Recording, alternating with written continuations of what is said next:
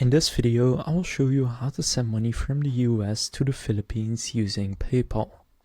To do this, just open up the PayPal app or website, and from there you want to search for something that says send money internationally on the app, and under that you will have a few options. Now on desktop it's in the right here, so you can then first choose how you want the money to be delivered. Now I think you can also change this later, but for example I'll do it direct to bank. They also have cash pickup, sometimes they have mobile money as well, but for now I'll click direct to bank, and then it will redirect you to Xoom, which is a PayPal service that allows you to send money internationally.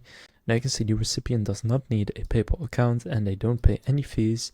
Now you need to be at least 18 years old in order to continue, so just click agree and continue.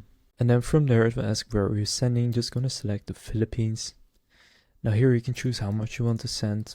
For example, I'll just do 50 and then set your currency. So for you it will be US dollars. Now here you can choose the receiving option. So you can see right now it's set to mobile wallet, which gives you their best rate. But if you click more options, you can also do a cash pickup, door-to-door delivery, debit card deposit, or a bank deposit. I'll just use mobile wallet for Gcash, for example. And from there click next.